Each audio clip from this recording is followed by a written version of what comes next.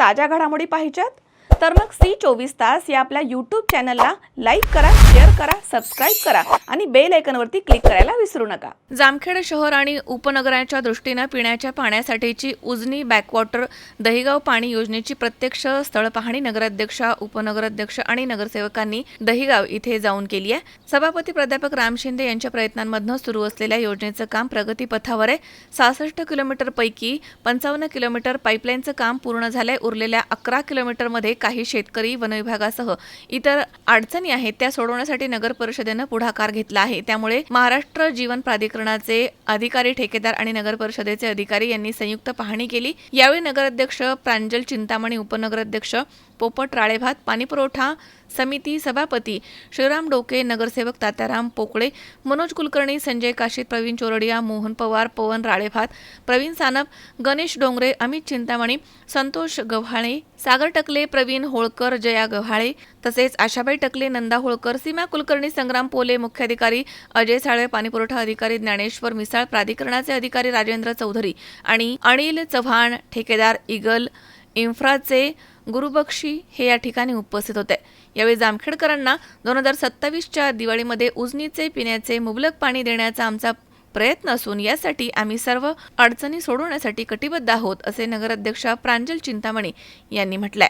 नगर परिषदेच्या महाराष्ट्र राज्यस्तर नगरोत्थान महाअभियान या योजनेअंतर्गत जी जामखेड शहरासाठी पाणीपुरवठा योजना आहे, या योजनेच्या प्रत्यक्ष कामकाजाच्या अनुषंगाने दहिगाव या ठिकाणच्या जॅकवेल या ठिकाणी प्रत्यक्ष स्थळ पाहणी करता जामखेड नगर परिषदेचे सर्व पदाधिकारी, सन्माननीय नगराध्यक्षा, उपनगराध्यक्ष, सर्व समित्यांचे सन्माननीय सभापती आणि नगरसेविका या ठिकाणी प्रत्यक्ष स्थळ पाहणी करण्यासाठी उपस्थित आहेत। सोबतच जामखेड नगर परिषदेचे पाणीपुरवठा अभियंता देखील या ठिकाणी उपस्थित आहेत। या योजनेची कार्यान्वयन यंत्रणा ही महाराष्ट्र जीवन प्राधिकरण ही पूर्ण ठेव तत्वावर आहे।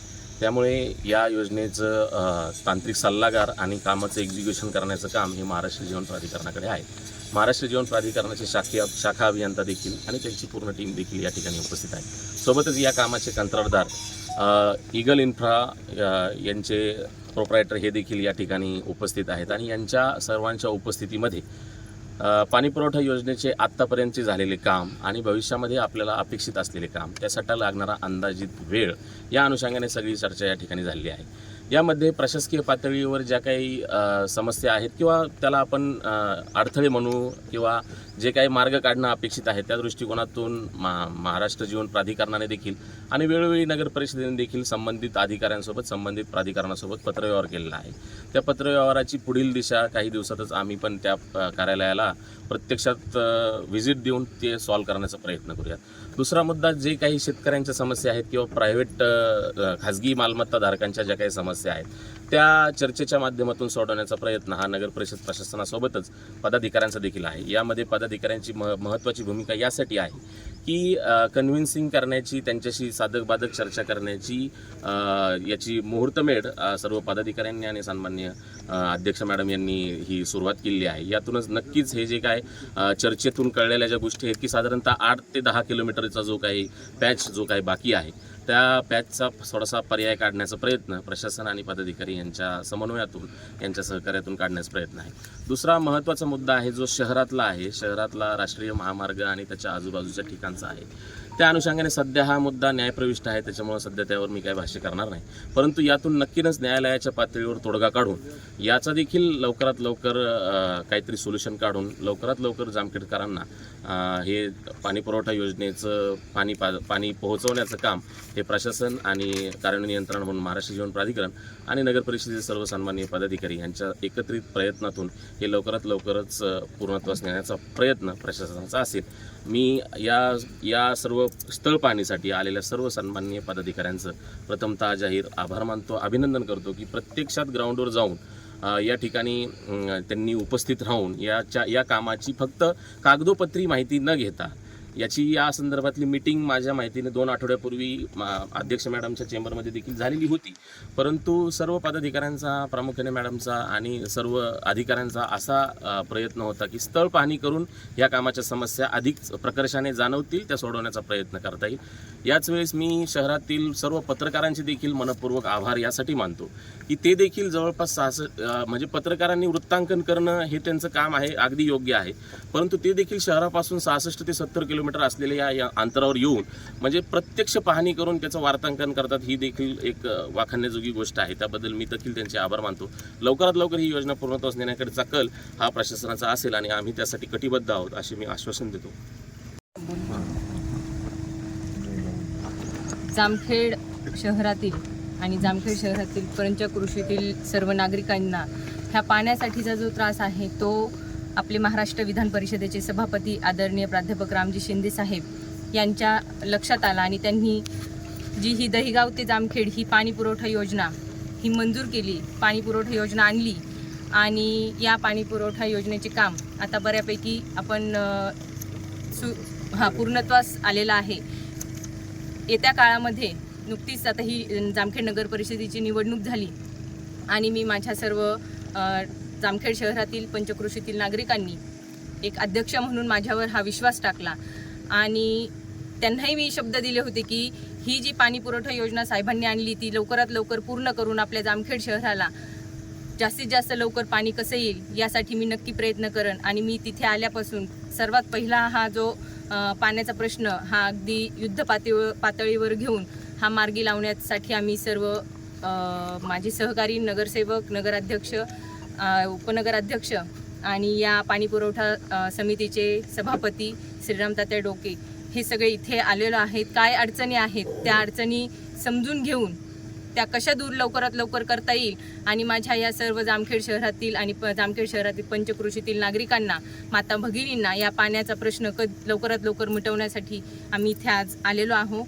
आणि ही जी आहे जामखेड शहरात दहिगाव ते जामखेड शहर ह्यामध्ये 11 किलोमीटरचा हा पाणी पाईपलाईनची राहिलेली आहे. कुठे अडचणी येत आहेत तर ते आम्ही आता जाता जाता हे सगळं त्या अडचणी पाहत त्यांना जिथे अडचणी येतात तिथे त्या स्थळाची पाहणी करून तेथील नागरिकांशी संपर्क साधून आम्ही हे सगळं सोडवण्याचा, त्याच्यातून मार्ग काढण्याचा आम्ही आत्ता प्रयत्न करणार आहोत. आणि लवकरात लवकर मी मुख्याधिकारी, कॉन्ट्रॅक्टर आणि सर्व सन्माननीय सदस्य यांच्याशी समन्वय साधून हे काम लवकरात लवकर पूर्ण करण्यासाठी प्रयत्न करेल. आणि कॉन्ट्रॅक्टरना त्यांनाही मी आदेश दिलेला आहे की येणाऱ्या लवकरात लवकर हे काम करा. तुम्हाला काही तांत्रिक अडचणी असतील तर ते आम्ही सर्व सोबत राहून तुम्हाला त्या अडचणींपासून आपण मार्ग काढू. जलशुद्धीकरण सर्वसाधारण सभा झाली आणि त्यामध्ये आम्ही हा जलशुद्धीकरण केंद्रासाठी जी जागा उपलब्ध नव्हती तर त्यासाठी ठराव मंजूर केला आणि आपल्या जामखेड शहराचे नगरसेविका सौ सीमाताई कुलकर्णी यांनी ती जलशुद्धीकरण केंद्रासाठी आम्ही ही जागा उपलब्ध करून देऊ असं त्यांनी मोठ्या मनाने पूर्ण जामखेड शहरासाठी ती जागा त्यांची उपलब्ध करून दिली. यासाठी मी सीमाताई कुलकर्णी यांचे मनापासून आणि तसेच मनोज काका कुलकर्णी यांचे देखील मी मनापासून खूप खूप आभार मानते. कारण हा सर्वात मोठा प्रश्न होता की जलशुद्धीकरण केंद्रासाठीची जी जागा ही उपलब्ध होत नव्हती आणि त्यांनी ती उपलब्ध करून दिली. त्यासाठी मी त्यांचे ही मनापासून खूप खूप आभार मानते. MGPचे अधिकारी आणि नगरसेवक आणि नगराध्यक्ष सर्वांनी एक विजिट देऊन जी आपली संत गतीने चाललेली योजना ही स्पीडमध्ये घेण्यासाठी जी निर्णय घेतलेला आहे तो अध्यक्षांनी जो शब्द दिलेला आहे इलेक्शनच्या काळामध्ये किंवा आम्ही तातडीने पाणी पुरवठा करू, तो शब्दाचं पालन करून आम्ही ह्या योजनेसाठी प्रत्येक 8 दिवसाला बैठक घेऊन याचं नियोजन लावून ही योजना लवकरात लवकर जामखेडपर्यंत तातडीने पोच करू. माझी जामखेड नळ पाणी पुरवठा योजनेचं जे काही काम प्रगतीपथावर आहे त्यामध्ये एकंदर जी काही उजनी धरणापासून जे जामखेड शहरापर्यंत अशुद्ध पाणी आणि शुद्ध पाणी या दोन्ही मिळून एकंदर 99 किलोमीटर पाईपलाईन टाकायची आहे. या 99 किलोमीटरमध्ये आपले अशुद्ध पाण्याची जी लांबी आहे ती 65 किलोमीटर आहे. त्या 65 किलोमीटरपैकी जवळजवळ 55 किलोमीटरचं काम हे पूर्ण झालेलं आहे. उरलेले जे काही पाईपलाईनचं जे काम करण्यासाठी प्रॉब्लेम्स आहेत ते प्रॉब्लेम्स म्हणजे प्रामुख्याने आता लोकल लेवलचे काही प्रॉब्लेम्स, त्याच्यानंतर रस्त्याच्या कडेने टाकताना ज्या काही नाहीच्या ज्या अडचणी आहेत त्यांचे प्रॉब्लेम्स, हे असे परत फॉरेस्टचे प्रॉब्लेम्स, हे असे प्रॉब्लेम्सला सध्या फेस करणं चालू आहे. आणि त्या अनुषंगाने आज सर्व यांची ही म्हणजे क्षेत्र पाहणी ही चालू आहे. तर ह्या याच्यामध्ये सर्वात प्रामुख्याने कसं पाईपलाईनचं काम जे आहे आपल्या सर्वांच्या सहकार्याने सर्व पूर्ण होईलच तो काही विषय नाही आहे. पण महत्त्वाचं जी जलशुद्धीकरण केंद्रासाठी जी जागा आहे ती जलशुद्धीकरण केंद्राची जागा जर का लवकर मिळाली ताब्यात तर जलशुद्धीकरण केंद्राचं काम करायला कमीत कमी 1 वर्ष जातं. आणि त्याच्यामुळे 1 वर्ष हा कालावधी आपल्याला ही योजनेतून पाणी पुरवठा सुरू करण्यासाठी लागतोच. ह्या 99 किलोमीटर व्यतिरिक्त जे काही जामखेड शहरामध्ये जे काही वितरणाची व्यवस्थेचे काम आहे त्या पाईपलाईनची लांबी स्वतंत्र आहे. त्याचंही काम साईड बाय साईड हे चालूच आहे. तर साधारण 1 वर्षाच्या कालावधीमध्ये ही योजना सक्षमपणे कार्यान्वित होईल अशी तर 100% अपेक्षा आहेच. सभापती नामदार प्राध्यापक रामजी शिंदे साहेब यांनी जामखेड शहरात 8 दिवसाला 10 दिवसाला पाणी पुरवठा होतो ही बाब लक्षात घेऊन त्यांनी ही जामखेड ते दहीगाव ही पाईपलाईन मंजूर केली आणि त्याचं काम ही प्रगतीपथावर आहे. आणि त्यात काही ज्या अडचणी आहेत, ज्या सगळं 99 किलोमीटरचं काम आहे, त्यातील जे अशुद्ध पाणी फिल्टरपर्यंत येणार आहे ते 65 किलोमीटरची लाईन आणि त्यात जवळजवळ 55 किलोमीटरचं काम झालेलं आहे आणि त्यात 10 किलोमीटर काम राहिलेलं आहे. तर काही ठिकाणी शेतकऱ्यांच्या अडचणी आहेत, काही तांत्रिक अडचणी येतात. तर त्या आज नगराध्यक्ष असतील, शिव असतील, सर्व नगरसेवक असतील, सभापती असतील, ठेकेदार आणि अधिकारी आणि तुम्ही पत्रकार सर्वजण या ठिकाणी त्या अडचणी पाहण्याकरता आलेलो आहात. आणि ज्या अडचणी आहेत त्या सर्व मिळून कशा निवारण करता येईल आणि लवकरात लवकर जामखेड शहराला कसा पाणी पुरवठा करता येईल हे आपण या कामावरच ठरणार आहे. तर लवकरात लवकर काम करून जामखेड शहराला लवकरात लवकर शुद्ध आणि स्वच्छ पाणी पुरवठा करू अशी ग्वाही देतो. पूर्वीच्या काळी उपनगराला पाणी पुरवठा करण्यासाठी टाक्यासाठी जागा मंजूर म्हणजे लोकांनी देऊ केल्या होत्या, पण त्या हस्तांतरित झालेल्या नाही. त्याच्या संदर्भात काय माहिती आहे? आता कुणी दिलेली नव्हती आणि ज्या काय होत्या त्या ह्याच्यात म्हणजे जे काय तांत्रिक बाब आहेत त्याच्यात बसत नव्हती. हो, तोंडी देऊ म्हणले होते. आणि त्यानंतर आमचे पहिली सर्वसाधारण सभा झाली आणि त्यात नगरसेविका सीमाताई कुलकर्णी आणि मनोज काका कुलकर्णी यांनी त्यांची जागा याकरिता फिल्टर प्लांट करता देऊ केली आणि त्यांचं त्याबद्दल खूप खूप आभार मानतो आम्ही सर्वच जण.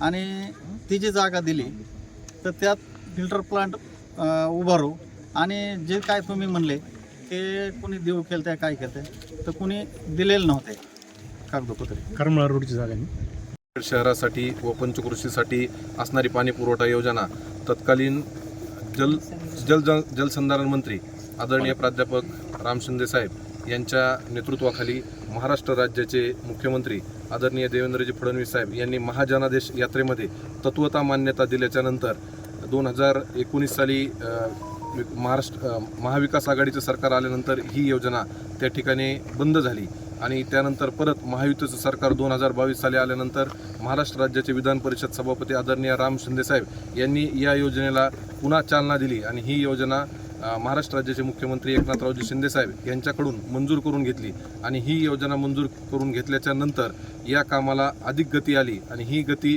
आज आपण पाहतोय की 67 किलोमीटरपैकी जवळपास 55 किलोमीटरची पाईप टाकण्याची योजना पूर्ण झालेली आहे.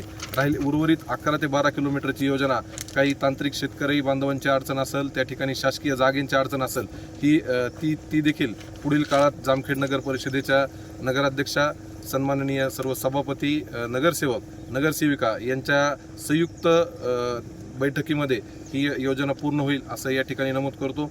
2019 साली या योजनेसाठी पाठपुरावा करत असताना त्यावेळेला पाणीपुरवठा सभापतीपद हे माझ्याकडं जबाबदारीने होतं आणि त्यावेळेला जे काही प्रशासकीय बाबीच्या मंजुरी असतील कृष्णा खोरेचे असेल, त्याच्यानंतर सोलापूर इरिगेशनचे असेल, त्याच्यानंतर करमाळा नगर परिषदचे असेल, नाशिक विभागाचे असेल, पुणे विभागाचे असेल, अगदी मुंबईपर्यंत ज्या पाणी आरक्षणाच्या ज्या काही त्या ठिकाणी मागण्या होते त्याच्यासाठी पाठपुरावा त्यावेळी आम्ही केला होता आणि त्याचाच एक भाग म्हणून ही योजना पूर्णत्वाकडे जाताना दिसत आहे. जवळपास 70% काम पूर्ण झालं आहे. जलशुद्धीकरणाचा महत्त्वाचा जो भाग आहे तो पुढील वर्षभरात पूर्ण करण्याचा आम्ही त्या ठिकाणी सर्वजण एकत्रित येऊन प्रयत्न करणार आहोत आणि या सर्व कामासाठी महाराष्ट्र जीवन प्राधिकरणचे अधिकारी, आपल्या जामखेड नगर परिषदचे मुख्याधिकारी व एक जबाबदार म्हणून आपण सर्व पत्रकार बांधव आम्हाला देखील पुढच्या काळात तुम्ही सर्व सहकार्य करतात अशी अपेक्षा व्यक्त करतो आणि तदनंतर आम्ही सोबतच आम्ही भूमिगत गटार योजनेची ही देखील योजना चालू आहे. त्या दोन्ही योजना झाल्याच्या नंतर जामखेड शहरातील नागरिकांना महत्त्वाचे असणारे रस्त्याचा प्रश्न तो आम्हाला प्राधान्याने तो देखील सोडवायचा आहे. कारण जामखेड शहराची जर आपण अवस्था पाहिली तर बऱ्याचशा ठिकाणी रस्त्याचे प्रश्न प्रलंबित आहेत. पावसाळ्यामध्ये त्या ठिकाणी नागरिकांना चालण्याचा प्रश्न येतो तर गाडी आणि चारचाकी जर खूपच अडचणीचा विषय राहतो आणि मग हे लोकप्रतिनिधी म्हणून ज्यावेळेला सभागृहामध्ये निवडून येतात त्यावेळेला त्यांना नागरिकांना शब्द दिलेला असतो रस्त्यांच्या कामासंदर्भात, तर तो देखील आम्हाला पूर्ण करायचा आहे. हा पावसाळा मला वाटतं अडचणीचा आपल्या शहरवासियांना जाईल, परंतु पुढच्या पावसाळ्यापर्यंत आम्ही ही रस्त्यांची कामे सर्व सुरळीतपणे सुरू करू. तोपर्यंत सर्व पत्रकार बांधवांना आमची विनंती राहील की येणाऱ्या पावसाळ्यामध्ये आम्हाला या खोदकाम विविध ठिकाणी शहरात होणार आहे त्यावेळी आम्हाला आपण सांभाळून घेताल अशी अपेक्षा व्यक्त करतो. आपण सर्वजण या ठिकाणी वेळात वेळ काढून आला त्याबद्दल आपल्या सर्वांचे मनापासून आभार व्यक्त करतो. प्रत्यक्ष जामखेडकरांना या योजनेचं पाणी कधी मिळेल? या योजनेचा संकल्प काय? आमचा हा संकल्प आहे की 2027ची जी दिवाळी असेल ती दिवाळी गोड करण्यासाठी ही पाणी योजना प्रत्येक घरापर्यंत पोहोचवण्याचा आमचा प्रयत्न असेल. अशोकवीर, C24 तास, जामखेड.